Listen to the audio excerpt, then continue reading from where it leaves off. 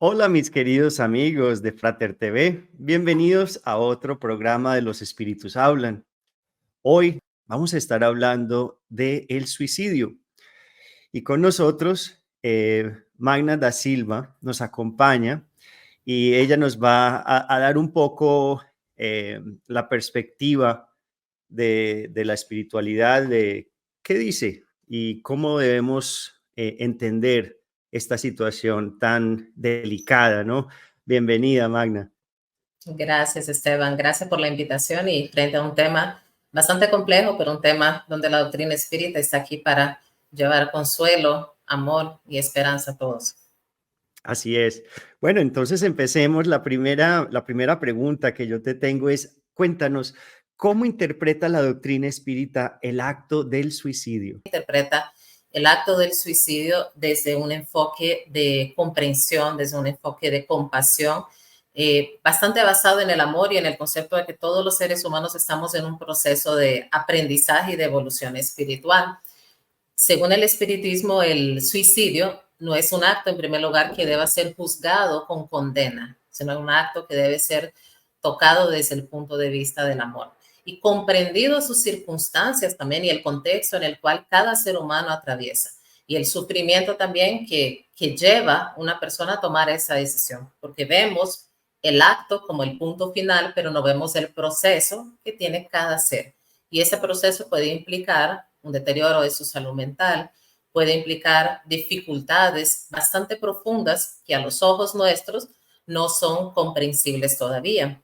Entonces, por un lado, esto. Por el otro lado, el espiritismo nos enseña que la vida es un don sagrado, ¿verdad? Y que cada uno de nosotros tiene la misión de cumplir, tiene la misión de pasar también estas pruebas y desafíos que contribuyen a nuestro crecimiento espiritual.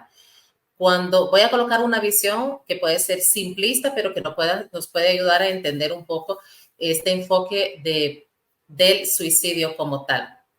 Eso es como que nosotros vayamos a una escuela y en la escuela vamos viendo que va pasando diferentes clases, diferentes materias. Y las materias al inicio, cuando empezamos como con clases generales, vamos sintiéndonos cómodos, vamos llegando con alegría, vamos llegando con motivación, pero a la medida que pasa el tiempo, nos vamos dando cuenta que la demanda va llevando a que nosotros nos cansemos, a que nos frustremos, a que sintamos que no vamos a poder con toda esta carga académica. Sentimos que los catedráticos o los maestros que están ahí son figuras de autoridad quizás muy fuertes y posiblemente en nuestra mente puede pasar la idea de abandonaré esta clase.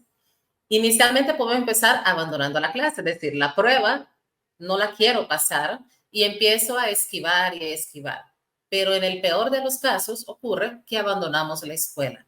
Y eso es más o menos la visión que podemos tomar del suicidio como tal, es interrumpir prematuramente esa tarea, es generar también consecuencias espirituales para ese espíritu que tenía la tarea de aprender, de evolucionar, porque la escuela está para eso.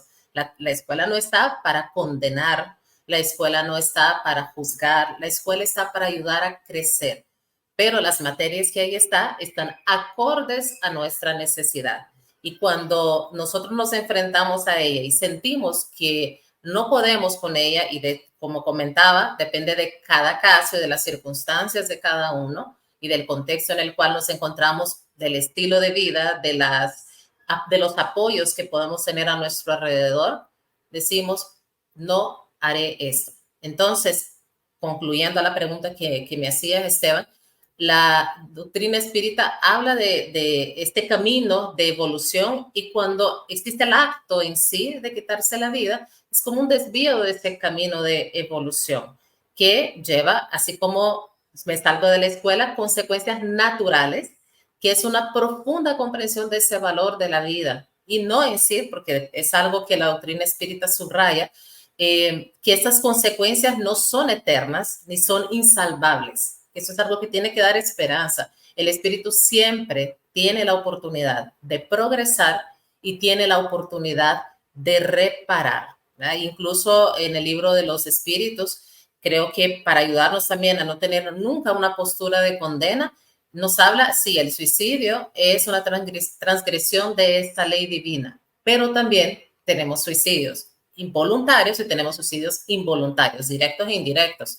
¿Cuántos de nosotros no hemos sido esos suicidas indirectos o involuntarios que a través de nuestros pensamientos, de nuestra mala alimentación, de una manera inconsciente generamos disturbios psicológicos, mentales, uso de sustancias, etcétera, que nos lleva también por el descuido a este cuerpo y a nuestra mente a pasar precisamente una etapa de enfermedad o situaciones que nos llevan a desencarnar? Y eso también es un suicidio involuntario. Entonces, ¿quién somos nosotros para juzgar estas condiciones? ¿Verdad? Eso frente a la pregunta que me hacías, Esther. Qué bueno que nos estés comentando eso. Justo hablando siguiendo con lo del espiritismo, pues con este concepto del espiritismo, y nos dijiste que hay consecuencias. ¿Cuáles serían las consecuencias espirituales del suicidio para el individuo? Teniendo en cuenta, obviamente, y no quiero caer en que si haces esto, esto te pasa, ¿verdad? Porque nunca es así. Es importante entender que todo en la vida tiene consecuencias, ¿verdad? Buenas o malas, pero siempre de una causa hay un efecto y, ¿cierto? Y siempre es así. Pero ¿cuáles posiblemente serían unas consecuencias espirituales del suicidio? Teniendo en cuenta, obviamente, que todos tenemos atenuantes, todos tenemos cosas buenas y malas que hemos hecho, que eso interfiere también. Y otra pregunta es la capacidad de la persona de perdonarse influye en esas consecuencias, ¿no? Muy bien, Esteban. Frente a esta primera pregunta que haces, siempre sigo la línea de que las consecuencias espirituales del suicidio no son castigos, sino el resultado natural de interrumpir prematuramente ese curso de la vida. Que eso es precisamente lo que decías, lo que yo siembro, yo cosecho.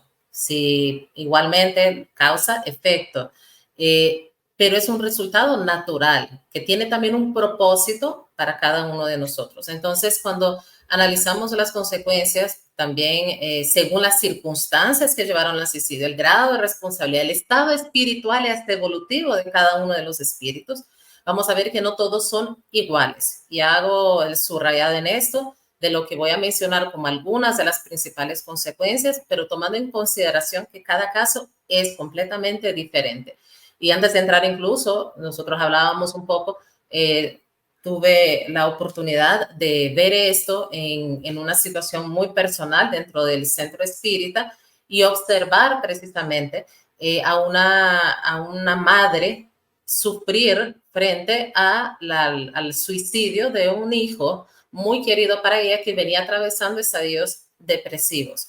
Y para nosotros como, voy a decir, asamblea o grupo de este centro espírita, nos llevó a visualizar de una manera bastante distinta esto de las consecuencias espirituales y lo que lleva a cada uno de los espíritus a realizar un acto como este. Porque inmediatamente nuestra idea es bastante distorsionada o bastante fatalista frente a ese hecho. Y lo primero que podemos pensar cuando ocurre una situación como esta es que así como pasara un fallecimiento, una desencarnación que impacta mucho al espíritu, es primero despertar en el plano espiritual con confusión o con sufrimiento, ¿verdad? Y esto es un estado de conciencia alterada, experimentando una especie de confusión o de angustia o de sufrimiento, de mucha ansiedad, a lo cual ese espíritu, vamos a colocar el término despertarse o darnos cuenta de que realmente no mató lo que tenía que matar, es decir, la muerte realmente no mató al espíritu y las dificultades siguieron, el espíritu se da cuenta que no escapó del dolor, sino que lleva consigo todas aquellas situaciones y problemas que no fueron resueltos. Pero hago nuevamente el subrayado, esta confusión es temporal y puede ser superada. Por el otro lado, puede decir la persistencia de esas sensaciones físicas. ¿Por qué? Porque el espíritu, vamos siempre a recordar que nosotros tenemos el espíritu y tenemos un modelo biológico, ¿verdad? Organizativo biológico, lo que se le llama como esa tejido del cuerpo espiritual, que es el perispíritu, que es ese molde energético de nuestro futuro cuerpo durante la futura reencarnación.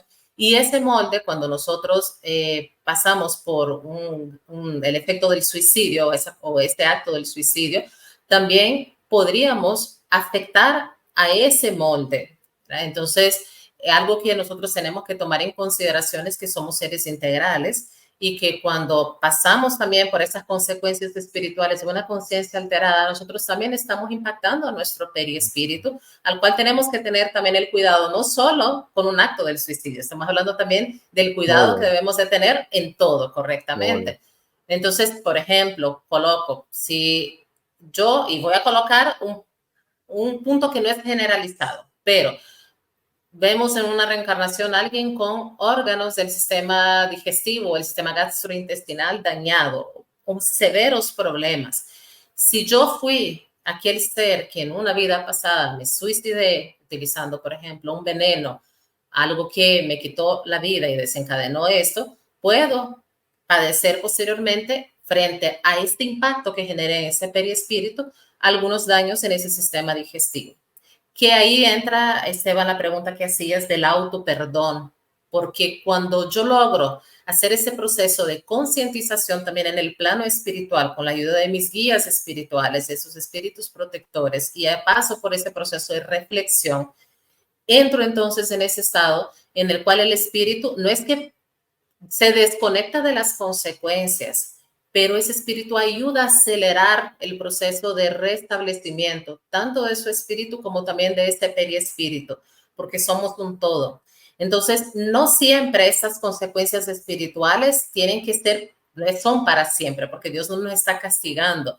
Lo que está esperando de nosotros es una reparación, es una reflexión del acto, y el espíritu también pasa en ese mundo espiritual por ese estado de reflexión, ¿verdad? Entonces es sumamente importante ver que por un lado vamos a tener esta confusión por una conciencia alterada, pero vamos a tener también estas consecuencias en nuestro cuerpo periespiritual, pero vamos a pasar por el apoyo de espíritus protectores y de todos aquellos seres espirituales que deseen colaborarnos para salir de ese estado, y vamos a poder tener un periodo de recuperación.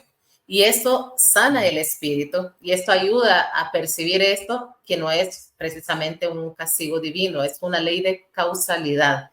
Es lo que bien decías, causa tiene efecto, pero el espíritu siempre tiene la posibilidad de restaurarse, y el perdón, como decías, es una oportunidad grandísima para que cada uno de nosotros podamos entonces reconciliarnos con nuestra conciencia alterada, con el sentimiento de culpabilidad, que es algo que queda en el espíritu después de un acto fallido. Qué bonito que estemos tocando eso, porque Kardec comienza en el Prolegómenos diciendo que para los espíritus el pensamiento lo es todo, ¿no? La forma es secundaria. Y del mismo modo que en este mundo material en el que vivimos, ¿no? Si nos sucede algo, hay un trastorno, hay algo, un evento muy difícil, nosotros quedamos con sentimientos, con culpa, con resentimientos, con rabia o tristeza, del mismo modo que el espíritu suicida también, cuando se quita el cuerpo, obviamente, y sale de este contrato, va a tener emociones, ¿no? Va a tener cosas, y yo creo que eso es parte del sufrimiento que lleva, que conlleva eso. Y me gusta mucho que tocaste el tema de los espíritus protectores, porque la siguiente pregunta es: ¿cuál es el papel de los espíritus protectores en la prevención del suicidio, de acuerdo a la doctrina espírita? Mira qué bonita la pregunta, porque nos hace entender que no somos huérfanos, Esteban, porque desde el momento en que podemos tocarlo desde el ángel guardián, podemos tocarlo desde el espíritu protector, un mentor espiritual, sea la denominación que querramos darle. Pero lo más importante es ayudarnos a entender que siempre vamos a tener una mano amiga, un ser, una entidad, y principalmente en este nivel espiritual, que aunque muchos seres van a decir: no tengo a nadie o me siento solo, que esa va a ser una denominación que vamos a encontrar muchas personas que están pasando un sufrimiento psíquico de esta índole, y entendemos que no estamos solos. Entonces, cuando me hacen esta pregunta de cuál es el papel de los espíritus protectores, vamos a encontrar que ellos nos apoyan de diferentes maneras. Cuando tenemos una inspiración, por ejemplo, un pensamiento, porque acabas de decir, el pensamiento lo es todo. Un pensamiento, un sentimiento que nos lleva, por ejemplo, a pensar en realizar un acto, porque inicialmente viene como un pensamiento, no viene como el acto propiamente. Hay toda una trama de pensamiento. ¿Y qué ocurre entonces con el espíritu protector? Trabaja sobre esa trama de pensamiento, precisamente ayudarnos que esta idioplastía, esta imagen que vamos creando, sea paulatinamente disuadida. Entonces van a intentar disuadir esta toma de decisiones drásticas, inspirando nuestro pensamiento a través de pensamientos de esperanza, de fortaleza, de búsqueda de soluciones. A veces encontramos incluso señales o advertencias para que no caigamos dentro de ese camino, y esos son los espíritus que están ayudándonos a igualmente salir de esto e impulsarnos a tomar fuerza o incluso a buscar ayuda. Y esto es lo que hacen estos espíritus protectores, un apoyo emocional. Así como vamos donde un psicoterapeuta, igualmente esos espíritus protectores funcionan como terapeutas del espíritu, aunque nosotros no los estemos viendo. Esta inspiración, este consejo en pensamiento, es eso. Es lo que hace un terapeuta, precisamente alentar, guiar, proporcionar las fuerzas y el entendimiento de qué me lleva a esto. Y va a facilitarnos incluso ciertos encuentros. Es decir, no sé si ustedes han escuchado en cuántas veces aquellos seres que han pensado en el suicidio dicen, yo en un momento dado iba a realizarlo o estaba a punto de realizarlo y de repente entró una llamada. O de repente escuché una canción. O de repente alguien tocó la puerta. Esto es lo que hacen los espíritus protectores, influir en el entorno también de la persona para generar esos encuentros de ayuda, crear circunstancias que permitan a la persona encontrar la salida de estos problemas. Y este amigo que llegó ahí es el impulso en el pensamiento para que pueda colaborar. Así como también vamos a ver que espíritus protectores van ayudándonos incluso a través del propio sueño. ¿Cuántas ocasiones nosotros nos acostamos con un pensamiento completamente distorsionado, cansados espiritualmente? A veces decimos, estoy cansado de la vida, y nos acostamos, y allá en ese sueño, nuestro espíritu protector provee ese espacio de reflexión para ayudarnos y nos levantamos más fortalecidos espiritualmente, con más fe, con más conexión espiritual, con más capacidad para resistir a las adversidades. Esto es lo que hacen los espíritus protectores, Esteban, fortalecernos interiormente a través del pensamiento y proporcionarnos herramientas a través de las personas que están a nuestro alrededor para ayudarnos a salir de esa adversidad. Así es, ¿no? Y cuéntanos, ¿cómo explica el espiritismo el sufrimiento y las pruebas que pueden llevar a una persona al suicidio? Bien. Hay varias situaciones, Esteban, y creo que aquí puede entrar el punto de cuáles son las situaciones de riesgo que puede llevar a una persona a suicidarse, y luego el sufrimiento en sí que pase. Las situaciones de sufrimiento y las pruebas son diferentes y distintas en cada caso, pero va a depender también mucho de esta ley de reencarnación y de todo aquello que nosotros también traemos de vida en vida. Pero el espiritismo explica que el sufrimiento y las pruebas que puede llevar a una persona al suicidio también son parte de este proceso evolutivo y de aprendizaje del espíritu. Y esto es algo que hablábamos de esta clase. Cada uno tiene la clase, es decir, cada uno tiene las pruebas, tiene la materia que debe de pasar de acuerdo también a las necesidades de nuestro espíritu. Y porque nos encontramos a dónde, Esteban, nos encontramos en un mundo de expiación y de pruebas. Y el espiritismo nos aclara eso, porque en este mundo no vamos a encontrar las alegrías eternas o la felicidad eterna que nosotros estamos todavía conquistando, porque hay una posibilidad de conquistar, pero que todavía estamos atravesando una serie de vicisitudes frente a esta necesidad de crecimiento espiritual, intelectual y moral. Entonces, vamos a ver de sufrimiento que son vistas como estas oportunidades para despertar paciencia, para despertar resiliencia, para despertar fe, para despertar esperanza en nuestro espíritu. ¿Cuál es nuestra tarea? Es como que aprobamos la clase. Cuando yo pasé esta clase frente a este sufrimiento grande que tuve, que pudo haber sido respuesta a esta ley de causa y efecto, porque también lo que podamos enfrentar aquí puede tener origen de esta vida presente como de estas vidas pasadas. Entonces, es una clase donde yo coloque como un cheque y digo, pasé. Y ese pasé implica que yo entendí la clase. Pero esos sufrimientos no son eternos. Y eso es algo que el espiritismo enseña.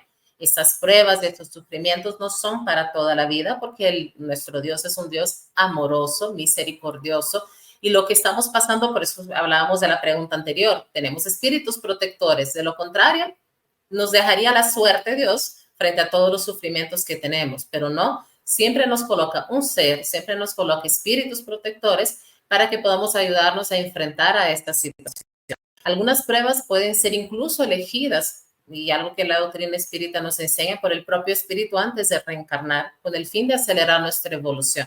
A veces decimos, estas pruebas son fuertes, son duras de soportar, pero también no nos damos cuenta en muchas ocasiones que han sido estas las que el espíritu, frente a ese proceso de elección en el mundo espiritual, dijo, quiero atravesarlas. Pero cuando nos encontramos aquí, la prueba ya nos parece muy dura y decimos, no me gusta, sí, y quiero mejor salir de esta clase. Y cada uno, como mencionamos, de acuerdo a sus circunstancias, porque vamos a ver dentro de esas situaciones de riesgo y de sufrimientos, casos de abusos, casos de situaciones de alcoholismo, de drogadicción dentro de una familia, por ejemplo. Entonces va de caso en caso para aquel, por ejemplo, que va a decir, estoy pasando que no pude aprobar una clase en la escuela. Y el otro va a decir, pero yo estoy siendo abusada por mi papá, por ejemplo, en la casa. Entonces, el contexto es diferente, pero ninguno de los dos pierde el valor. Porque en los dos casos, aunque podemos decir, cuando vemos algo, decimos, sí, tiene toda la razón aquel que pensó en el suicidio pasando esto, mientras que aquel que reprobó una clase, pensar en el suicidio no tiene valor. No sabemos la trama que lleva espiritual cada uno de ellos para que en este momento eso solo haya sido una gota en el vaso que derramó para pensar en ello. Entonces es muy importante y quiero hacer énfasis en eso para nosotros como espíritas. Siempre tener el pensamiento no de disminuir ni de minimizar jamás el dolor ni el sufrimiento de ninguna persona. Nuestra tarea está ayudar. Punto. Porque desde el momento que empezamos a interpretar de acuerdo a nuestros propios valores y a nuestra poca evolución también espiritual, llegamos a ser el dedo acusador que lo que no proporciona es paz, ni entendimiento, ni fe, ni resiliencia a la otra persona. Lo que proporcionamos es sentimiento de culpabilidad. Y eso es importante entenderlo, Esteban. Bueno, Magda, vamos a dejar aquí. Yo sé que este es el primer episodio, pero es tanto la información que vamos a seguirlo en el próximo episodio. Y para todos, suscríbanse a nuestro canal. Acuérdense que denle el like y compartan este episodio, especialmente en el mes de septiembre, para ayudar a todos, para educarnos sobre el suicidio. Mucha paz, nos vemos hasta el próximo episodio. Chao, chao.